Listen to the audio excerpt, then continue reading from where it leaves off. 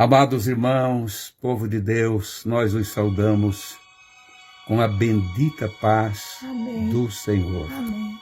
Que a graça de Deus, que a paz de Deus, a comunhão do Espírito Santo esteja sobre todos vós. Somos os vossos irmãos em Cristo, Fernando e Esther Koenig.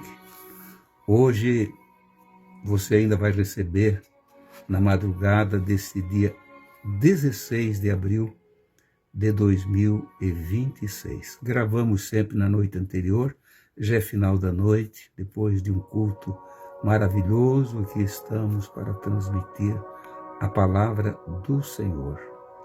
Sejam bem-vindos e abençoados.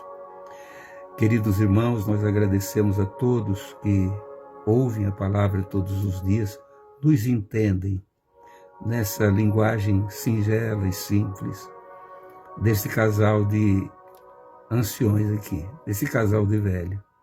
Mas vocês entendem. Nós queremos pautar sempre, ou ser pautados pela bendita palavra do Senhor. Nunca esquecendo das nossas raízes, daquilo que aprendemos desde a nossa infância. Que a graça do Senhor realmente esteja sobre todos vós. Você que está começando agora, você que ainda não iniciou essa carreira, comece com passadas firmes, dizendo: Senhor, a tua palavra é luz para o meu caminho e lâmpada para os meus pés. Diga sempre isso com você. Diga para você mesmo: eu preciso, para andar aqui nesse mundo de treva e escuro, da tua palavra como luz para o meu caminho e lâmpada para os meus pés, para eu não tropeçar e cair.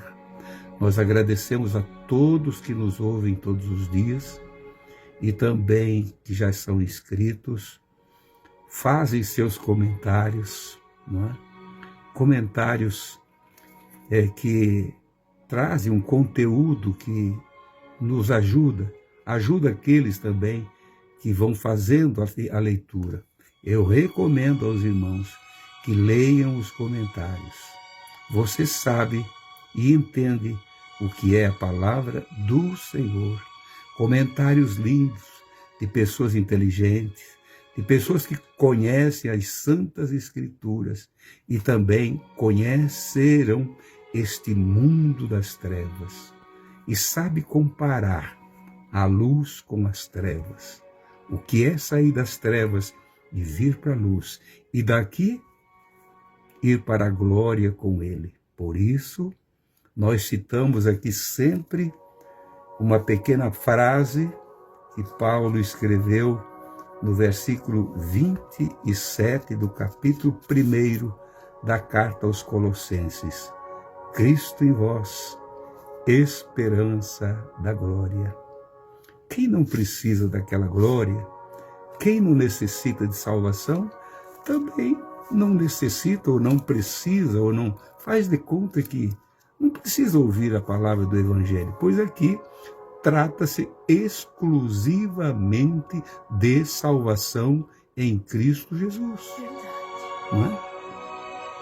Eu e a Esther estávamos comentando há pouco, vindo do culto, ou aqui em casa já, sobre quando entrou o Evangelho na família dela e na minha também. Foi através de uma porção da Bíblia, isso aqui é o Evangelho de João, esse livrinho aqui. Esse que eu tenho uma coleção deles, esse aqui é de 1934. E na casa dela entrou em 1938. Era de outra cor, né? Era escurinho, eles contavam para nós. Você lembra, Esther? Antes de eu falar como ele entrou, eu quero ler uma passagem onde Jesus começou a fazer a obra. E ali ele veio vindo até chegar em nós.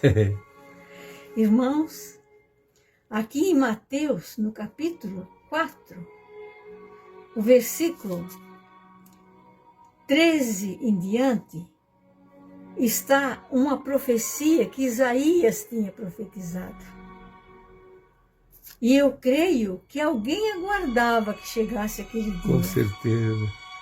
Porque está escrito assim: e deixando Nazaré, foi morar em Cafarnaum, situada à beira-mar, nos confins de Zebulum e Naftali, para que se cumprisse o que fora dito por intermédio do profeta Isaías, lá no capítulo 9. Os irmãos lendo Isaías capítulo 9, os irmãos vão ler isso que está aqui. Terra de, o que Isaías falou, terra de Zebulum, terra de Naftali, caminho do mar, além do Jordão, Galileia dos gentios. O povo que jazia em trevas viu grande luz, e aos que viviam na região e sombra da morte, resplandeceu-lhe a luz.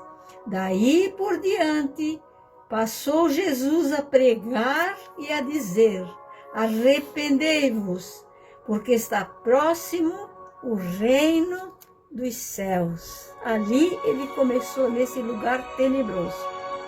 E quase sempre ele chega mesmo num lugar onde falta luz. Na nossa família, estou falando na minha família, eu não era nascida. Eu não era nascida ainda. Mas ali, o meu avô, ele tinha 2 filhos que eram assassinos. E um foi cumprir a sentença dele na penitenciária.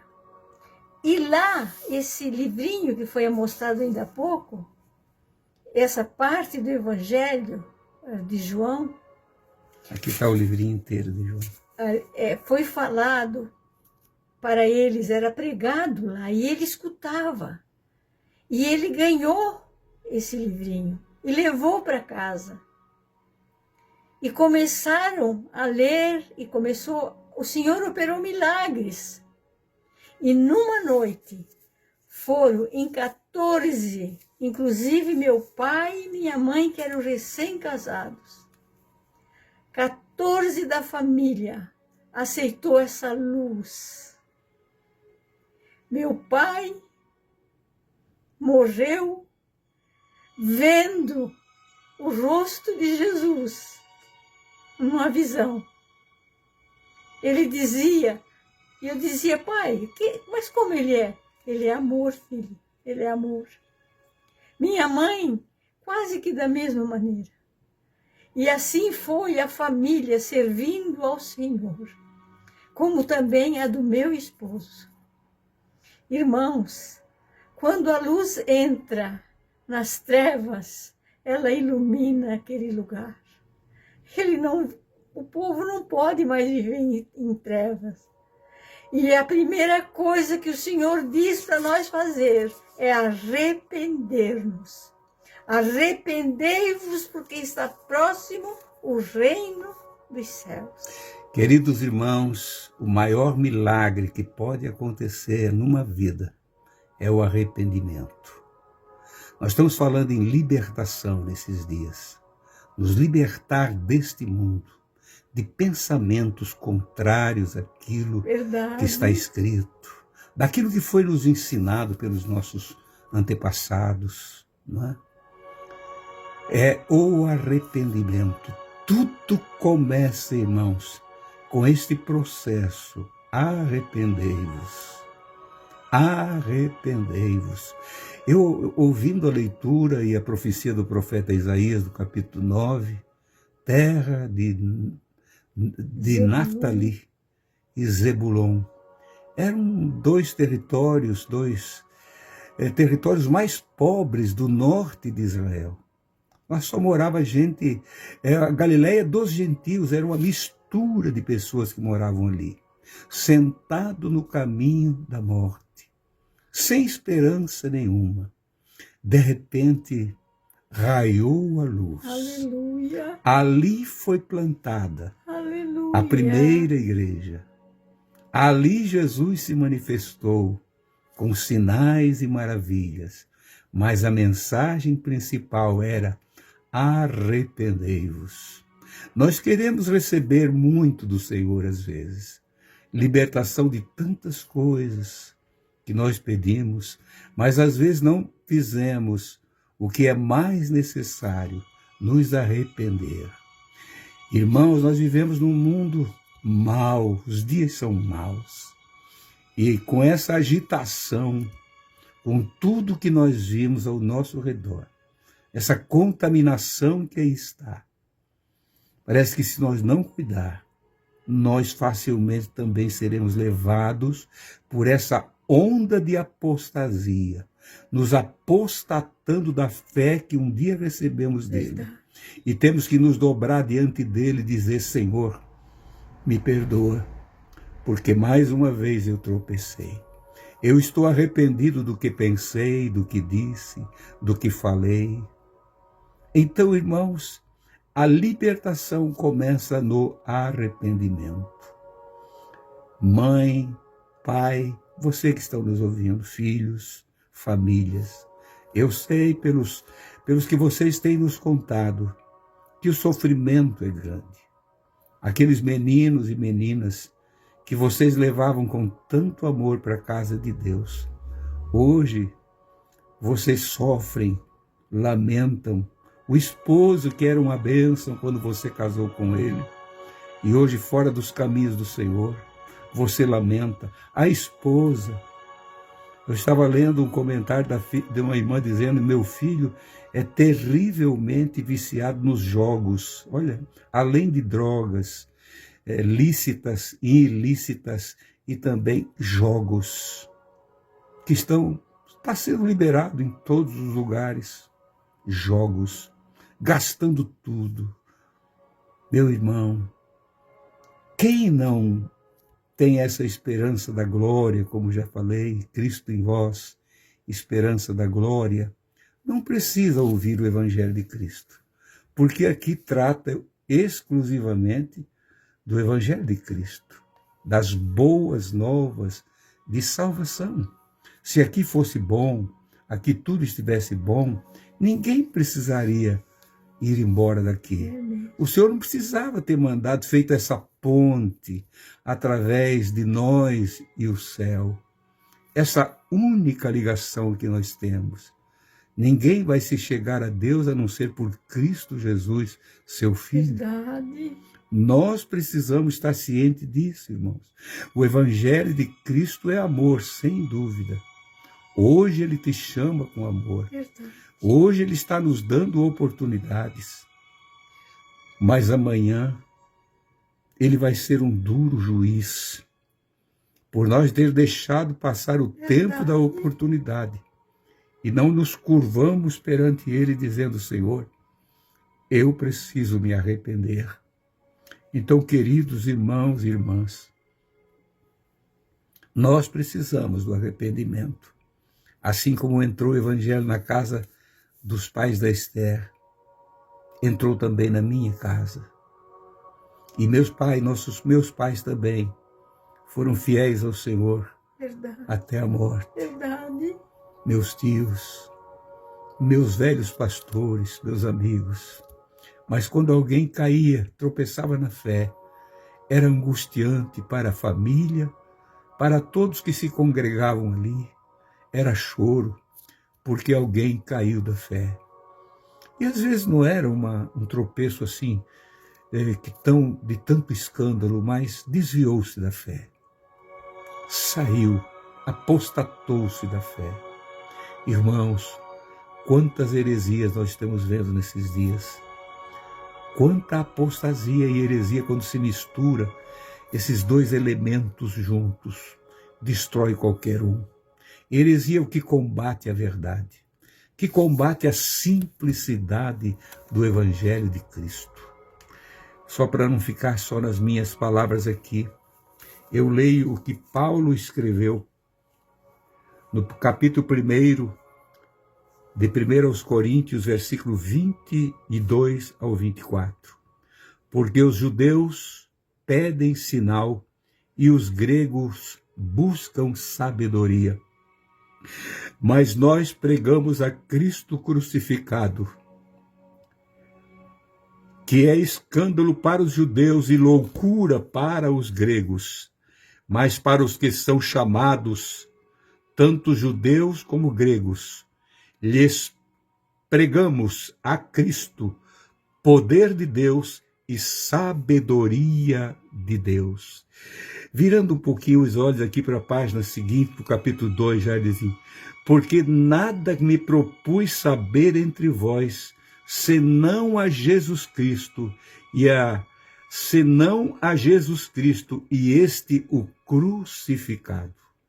Não viemos, depois ele passa a falar que não estamos usando de palavras persuasivas, de palavras de querer chamar a atenção ou enganosas, não é?